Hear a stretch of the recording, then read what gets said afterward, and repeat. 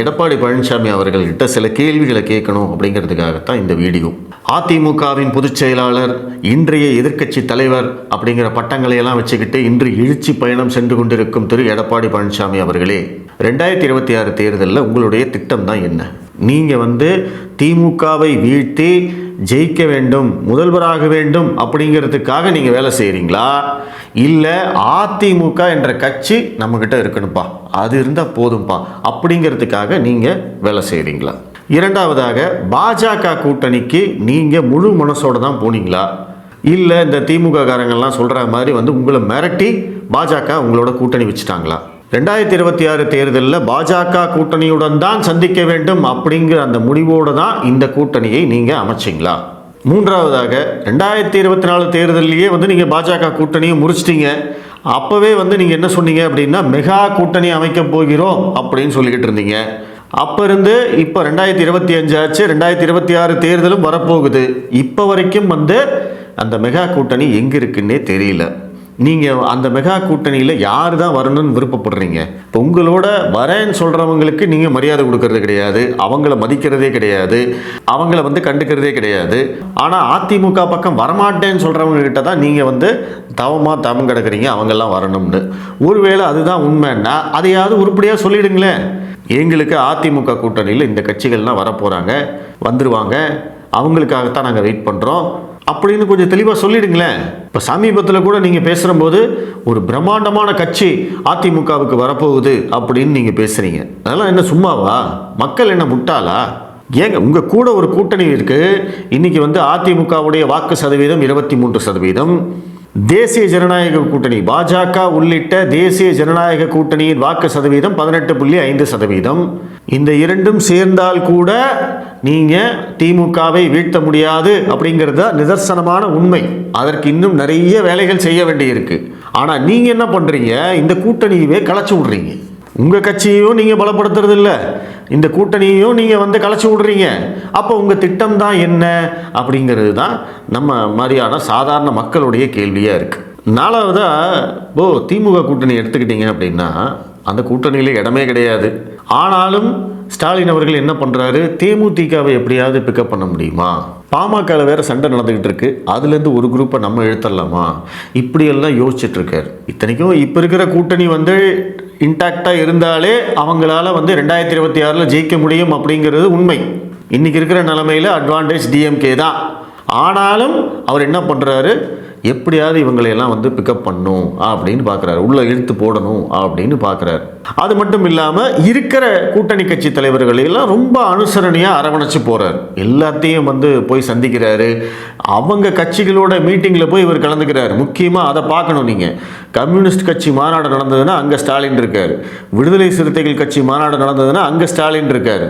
இந்த மாதிரி அந்தந்த கட்சிகளுடைய தொண்டர்களுடனும் அவர் நெருக்கமாக இருக்கார். அந்த கட்சி விழாக்களில் கலந்துருக்காரு. அதனாலேயே பார்த்தீங்க அப்படின்னா இந்த கூட்டணி கட்சிகளால் திமுகவை பெரிதாக விமர்சனம் செய்ய முடியல. ஒன்று அவங்க வெளியில் போகிற மாதிரியும் இல்லை, உள்ளே இருந்துக்கிட்டே விமர்சனமும் செய்ய முடியாது அப்படிங்கிற இக்கட்டான நிலைமையை அவங்களுக்கெல்லாம் உண்டு பண்ணிட்டார். அதையும் மீறி சில சமயங்களில் இந்த கூட்டணி கட்சி தலைவர்கள்லாம் அவங்களோட ஆட்சியை விமர்சனம் பண்ணாங்க அப்படின்னாலுமே அவர் பெருசாக கண்டுக்கிறது இல்லை. சரி விடுங்க, அவர் ஏதோ பேசிட்டு போட்டோம் அப்படின்னு விட்டுறாரு. ஸோ அந்த அளவுக்கு எந்த விதமான ஈகோவும் இல்லாமல் இறங்கி போகிறார். ஏன் ஈகோ இல்லாமல் இறங்கி போகிறாருன்னு சொல்கிறேன்னா, இன்னைக்கு பொறுத்த வரைக்கும் தமிழகத்துடைய முதலமைச்சர், அவங்ககிட்ட மீடியா இருக்குது, மிகப்பெரிய பேக் போனாக ஒரு சப்போர்ட் டீம் இருக்குது, சர்வ அதிகாரமும் அவங்ககிட்ட இருக்குது. அப்படி இருக்கிற சமயத்திலையும் ஸ்டாலின் அவர்கள் இறங்கி போகிறார். எல்லாத்தையும் பார்க்குறாரு, எல்லாத்தையும் அரவணைச்சு போகிறார். அவருக்கு இருக்கக்கூடிய ஒரே எய்ம் என்ன? நம்ம ஆட்சியை தக்க வைக்கணும். இது வரைக்கும் திமுக தொடர்ச்சியாக 2வது முறை ஆட்சியை தக்க வைத்தது இல்லை அப்படிங்கிற அந்த வரலாறை பிரேக் பண்ணியே ஆகணும். இந்த தடவை நம்ம ஒரு புதிய வரலாறு எழுதணும். ஸ்டாலின் தலைமையிலான திமுக தொடர்ச்சியாக 2வது முறை வென்றது அப்படிங்கிற அந்த வரலாறை எழுதணும் அப்படிங்கிறதுக்காக அவர் மிக தீவிரமாக இருக்கார். அதுதான் அவருடைய அல்டிமேட் கோல். திமுகவுடைய நோக்கமும் அதுதான். ஆட்சியை எந்த காரணத்தை கொண்டு விட்டுறக்கூடாது அப்படின்னு அவங்க முடிவு பண்ணிட்டாங்க. இது திமுகவுடைய நிலைமை. இப்போ உங்களுடைய நிலைமை எடுத்துக்கலாம், அதிமுகவுடைய நிலைமை எடுத்துக்கலாம். உங்களை எல்லாரும் 10 தோல்வி பழனிசாமின்னு சொல்றாங்க. அந்த அளவுக்கு தொடர்ச்சியாக தேர்தலில் தோல்விகளை மட்டுமே சந்தித்துக் கொண்டிருக்கும் ஒரு நபராக நீங்க இருக்கீங்க. அப்போ உங்களுக்கு இந்த வெற்றி மிக மிக அவசியம், மிக மிக முக்கியம். அதிமுக 2026 தேர்தலில் ஜெயிக்கலைன்னா எடப்பாடி பழனிசாமி கேரியரும் காலி, அதிமுகவும் மிகப்பெரிய சிக்கலில் மாட்டிக்கும். இதுதான் நிதர்சனமான உண்மை. அப்படி இருக்கும்போது எடப்பாடி பழனிசாமி ஆகிய நீங்கள் என்ன பண்ணுறீங்க? ஒரு கூட்டணி அமைக்கணும், கண்டிப்பாக கூட்டணி வேண்டும், அதிமுகவால் தனியாக ஜெயிக்க முடியாது, கூட்டணி இருந்தால் தான் ஜெயிக்க முடியும் அப்படிங்கிற நிலைமையில் நீங்கள் கூட்டணி கட்சிக்காரங்களை மதிக்கிறதே கிடையாது.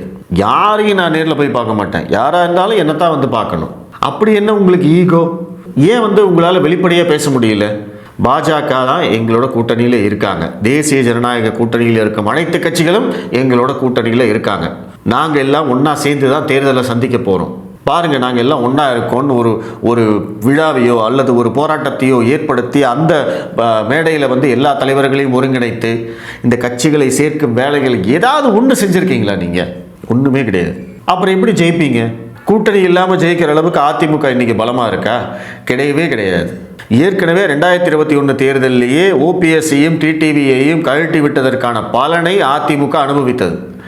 அப்படியும் திருந்தாமல், அப்படியும் அதிலிருந்து பாடம் கற்றுக்கொள்ளாமல் இன்று மறுபடியும் அதே தவறை நீங்கள் செஞ்சுருக்கீங்க அப்படின்னா அப்புறம் உங்கள் பின்னாடி எல்லாம் நாங்கள் எதுக்கு நிற்கணும்? நீங்கள் என்ன கற்றுக்கிட்டீங்க? சரி, என்ன செய்ய போகிறீங்கன்னு தெளிவாக சொல்லிவிடுங்க. அதுக்கப்புறமா உங்களை ஆதரிக்கலாமா வேண்டாமா அப்படிங்கிறத மற்றவங்கெல்லாம் முடிவு பண்ணுவாங்க இல்லையா? நீங்கள் உடைச்சிட்டு போயிடுவீங்க, அதை கஷ்டப்பட்டு சேர்த்து மறுபடியும் ஒரு ஃபார்முக்கு கொண்டு வந்தால் மறுபடியும் அதை தூக்கி உடைச்சிருக்கீங்க. ஆட்சியை தக்க வைக்கணும்னு நினைக்கிறவரை அவ்வளவு வேலைகள் செய்யும்போது, அவ்வளவு இறங்கி வரும்போது நீங்கள் உங்களுக்கு வெற்றி அவசியம், ஆட்சியை பிடித்தே ஆக வேண்டும் அப்படிங்கிற நிலைமையில் இருக்கிற நீங்கள் இப்படி ஈகோ பார்த்தீங்க அப்படின்னா அழிஞ்சு தான் போவீங்க. இதுதான் உலக நியதி. அகங்காரம் என்றைக்கும் வாழ்ந்ததா சரித்திரமே கிடையாது. விட்டு கொடுக்குறவன் என்றைக்குமே கெட்டு போக மாட்டான். நீங்கள் திமுகவை வீழ்த்துவதற்காகத்தான் இந்த கூட்டணியிலாம் சேர்ந்தீங்க அப்படின்னு மக்கள் எல்லாரும் நம்பிக்கிட்டு இருந்தாங்க. அதிமுக காரங்க, பாஜக காரங்க, மற்ற கூட்டணி கட்சிக்காரங்க, திமுக எதிர்ப்பாளர்கள், இவங்க எல்லாருமே இப்படி தான் நம்பிக்கிட்டு இருந்தாங்க.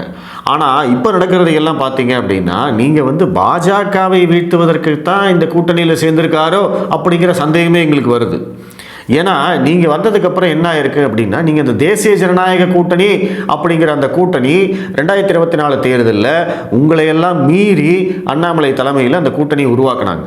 பாமக, ஏசி சண்முகம், பாரிவேந்தர், அத்தனை பேர், ஜான் பாண்டியன், அத்தனை பேர் அந்த கூட்டணிக்குள்ளே கொண்டு அவங்களுக்கெல்லாம் சீட்டையும் கொடுத்து அவங்களுக்கெல்லாம் பிரச்சாரமும் பண்ணி எல்லாம் நடந்து கிட்டத்தட்ட 18% வாக்கு வங்கி எடுத்து அது ஒரு மிகப்பெரிய சாதனை. ஏன்னா 2 திராவிட கட்சிகளை மீறி 3வது அணி அமைக்கிறதெல்லாம் இங்கே பெரிய சாதாரண விஷயம் கிடையாது. அப்படி அமைத்த 3வது அணியிலேயே மிகச்சிறந்த 3வது அணி இதுவாக தான் இருக்கும். அவ்வளவு வாக்கு வாங்கியிருக்காங்க அவங்க. அப்படிப்பட்ட அந்த 3வது அணியை நீங்கள் இன்னைக்கு சில்லாக உடைச்சிட்டீங்க. அப்போ உங்களுடைய டார்கெட் என்ன? திமுகவா இல்லை பாஜகவா? ஏன்னா நீங்கள் ஏற்கனவே பாஜக வளரக்கூடாது அப்படிங்கிறதுக்காகத்தான் நீங்கள் 2024க்கு முன்னாடி தேர்தலில் கூட்டணி உடைச்சிங்க அப்படிங்கிறது எல்லாருக்கும் தெரியும். இங்கே எல்லாரும் உடனே அண்ணாமலை தான் காரணம்னு சொல்லுவாங்க. அண்ணாமலை காரணமாக இருந்தாலும் அவரையும் மீறி அமித்ஷாவையும் மோடியையும் சந்திப்பதற்கு உங்களுக்கு எல்லா வாய்ப்பும் இருந்தது. நீங்கள் தான் அதை பயன்படுத்திக்கல. கடைசி நேரம் வரைக்கும் டெல்லி தலைமை உங்களை தொடர்பு கொள்ள முயற்சித்தது அப்படிங்கிறது உண்மை.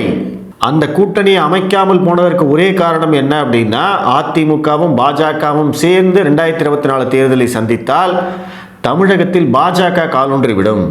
நம்ம அவங்களுக்கு ஒரு 6-7 சீட்டு தர வேண்டி இருக்கும். அப்போ மொத்தமாக அதிமுகவும் பாஜகவும் கூட்டணியோட ஒரு 15 சீட்டு வரைக்கும் ஜெயிப்பதற்கான வாய்ப்புகள் இருக்கு. அப்படி ஜெயிச்சிட்டா பாஜக இங்கே காலொன்றி விடும். அது நடக்கக்கூடாது. நம்ம தோத்தாலும் பரவாயில்ல, பாஜக மட்டும் இங்கே வரக்கூடாது அப்படிங்கிற ஒரே காரணத்துக்காகத்தான் நீங்கள் கூட்டணி வைக்கல. இது எல்லாருக்கும் தெரியும். பாஜக காரங்களுக்கும் தெரியும், அமித்ஷாவுக்கும் தெரியும், மோடிக்கும் தெரியும். ஆனாலும் அதையும் மீறித்தான் இன்னைக்கு பாஜக உங்ககிட்ட இறங்கி போயிட்டு இருக்காங்க. ஆனால் நீங்கள் என்ன நினைக்கிறீங்க? நீங்கள் என்ன பண்ணுறீங்க? நீங்கள் என்னமோ பெரிய ராஜா மாதிரியும் மற்றவர்கள் எல்லாம் கொத்தடிமைகள் மாதிரியும் நடந்துக்கிட்டு இருக்கீங்க. இதுதான் ஒரு கட்டத்தில் வெடிச்சு போகுது. இன்னைக்கு தினகரன் அவர் பாட்டுக்கு வேண்டாம் அப்படின்ட்டு கிளம்பிட்டார். அவர் தேசிய ஜனநாயக கூட்டணியை விட்டு வெளியில் போயிருக்காரு. இப்போ பாஜகவோட நிலைமை என்ன? உங்களுக்காக, அதிமுகவுக்காக ஏற்கனவே ஓபிஎஸ் இழந்துட்டாங்க, இப்போ தினகரனையும் இழந்துட்டாங்க. இனி அடுத்தது யார் யார் இருக்காங்கன்னு தெரியல. சின்ன சின்ன கட்சிகள் ஏசி சண்முகம், ஜான் பாண்டியன், பாரிவேந்தர், பாமக, தேமுதிக, இவங்கெல்லாம் என்ன பண்ண போறாங்கன்னு தெரியல. ஏன்னா இன்னைக்கு இவங்களுக்கெல்லாம் ஒரு வாய்ப்பு இருக்கு. விஜய் கட்சி இருக்கு, அவங்க அங்கே போக முடியும். சான்ஸ் இருக்கு, சாய்ஸ் இருக்கு. ஆனால் இதெல்லாம் எதுவுமே புரியாமல் நீங்கள் என்னடானா ஒரு மாய உலகத்தில் இருந்துக்கிட்டு இருக்கீங்க. இப்போ இந்த கூட்டணிக்காக பேசின நாங்கள்லாம் வந்து முட்டாளாயிட்டோம். அதுதான் உண்மை. கிட்டத்தட்ட ஒரு 4 மாதம் கழிச்சு இப்போ தான் அண்ணாமலை அவர்கள் கொஞ்சம் மனசு வந்து எடப்பாடி பழனிசாமியை முதல்வர் ஆக்குவோம்னாரு. ஆனால் நீங்கள் என்ன பண்ணுறீங்க, தொடர்ச்சியாக ஃபர்னிச்சராக உடைச்சிக்கிட்டு இருக்கீங்க. அதுவும் நீங்கள் உடைக்கிறது எல்லாமே வந்து தேவையான ஃபர்னிச்சர். அவங்கெல்லாம் இல்லாமல் நீங்கள் ஜெயிச்சிருவீங்களா? அந்த மாதிரி தைரியம் இருக்கா? அந்த மாதிரி தகுதி உங்ககிட்ட இருக்கா? ஒன்றுமே கிடையாது. 2011 திமுகவை ஆட்சி கட்டிலிருந்து வீழ்த்துவதற்கும் ஆனானப்பட்ட ஜெயலலிதாவுக்கே விஜயகாந்த் தேவைப்பட்டார். அன்னைக்கு அதுதான் நிலைமை. ஒருவேளை அன்னைக்கு அதிமுகவும் தேமுதிகவும் பிரிஞ்சு தனித்தனியாக நின்றுருந்தாங்க அப்படின்னா திமுக ஆட்சிக்கு வந்திருக்கிறதுக்கு கூட வாய்ப்பு இருக்குது. இன்றைக்கி நீங்கள் அதைத்தான் பண்ணுறீங்க. அதனால தான் ஒவ்வொரு தேர்தலையும் திமுக ஒரு 3வது சக்தியை ரெடி பண்ணி நடத்திக்கிட்டு இருக்காங்க. 2021 கமலஹாசன், 2026 விஜய். இத்தனையும் தெரிஞ்சும் நான் வந்து இப்படித்தான் இருப்பேன், நான் பிடிச்ச முயலுக்கு 3 கால் தான் அப்படின்னு நீங்கள் போய் முட்டுச்சவத்தில் தான் முட்டுவேன் அப்படின்னு நீங்கள் நின்னீங்க அப்படின்னா தயவுசெய்து தனியாக போங்க. ஏன்னா உங்களுடைய ஆலோசகர்கள் இந்த சவுக்கு சங்கர், கிஷோர் கே சுவாமி இவங்கெல்லாம் தான் வந்து இவங்க பேச்சை தான் நீங்கள் கேட்குறீங்க போல இருக்குது. ஏன்னா இவங்க தான் வந்து பில்டப் பண்ணிக்கிட்டே இருக்கானுங்க. சவுக்கு சங்கருக்கெல்லாம் தனியாகவே ஒரு வீடியோ போடணும். அந்தளவுக்கு வந்து கேவலமாக பேசிகிட்டு இருக்காரு. உங்கள் கட்சியில் இருக்கிறவங்க எல்லாருக்குமே தெரியும் இந்த கூட்டணி ஒருங்கிணைந்த அதிமுக வேண்டும், ப்ளஸ் பாஜக வேண்டும், ப்ளஸ் பாஜக அமைத்த தேசிய ஜனநாயக கூட்டணி வேண்டும், தேமுதிக இருக்கணும். இது எல்லாம் சேர்ந்தால் மட்டும்தான் திமுகவை வீழ்த்துவதற்கு ஒரு வாய்ப்பாவது கிடைக்கும் அப்படிங்கிறது உங்கள் கட்சிக்காரங்களுக்கு தெரியும். அப்போ கூட உங்களுடைய வெற்றி உறுதி கிடையாது. ஏன்னா அவங்கக்கிட்ட வந்து பணபலம் இருக்குது, சமூக ஊடக பலம் இருக்குது, மீடியா பலம் இருக்குது, இன்றைக்கி அரசாங்கம் அதிகாரம் அவங்கக்கிட்ட இருக்குது. இதையெல்லாம் தாண்டி ஜெயிக்கக்கூடிய வல்லமை எடப்பாடி பழனிசாமிக்கு இருக்கா அப்படின்னு கேட்டால் தெரியாது. இது எல்லாம் அமைஞ்சாதான் ஒரு வாய்ப்பாவது இருக்கும். ஆனால் அந்த வாய்ப்பு கூட இப்போ இல்லை அப்படிங்கிறது தான் நிஜம். அதனால் எடப்பாடி பழனிசாமி தூக்கத்திலேருந்து முழிச்சு பார்த்து, பட் இனிமேல் முழிச்சாலும் பயன் இருக்கா என்னன்னு எனக்கு தெரியல. ஏன்னா உடஞ்சதை எத்தனை தடவை தான் ஒட்ட வைக்கிறது. அதனால் எடப்பாடி பழனிசாமிக்கும் அதிமுக தொண்டர்களுக்கும் நம்முடைய ஆழ்ந்த வாழ்த்துக்களை தெரிவித்துக் கொள்ளலாம். நன்றி.